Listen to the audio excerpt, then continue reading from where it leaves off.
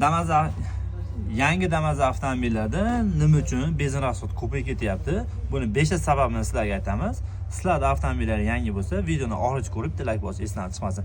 Birinchi sabab bo'lgan bo'lsa, yoqilg'ini sifatsizligidan kelib chiqyapti benzin rasxodi ko'pligi. Ikkinchi sabab bo'lgan bo'lsa, avtomobil yangiligini hisobiga motor 2000 dan 5000 gacha aptatga hisoblanadi. Mashina ham ozgina benzin rasxodi ko'p bo'ladi. Uchinchi sabab bo'lgan bo'lsa, uchinchi sababi ba'zi avtomobillar karburator bo'lgani hisobiga, mana shu karburatorni ochkizdirib, bitta regulovka qildirib olasiz va klaplar totkizib olasiz.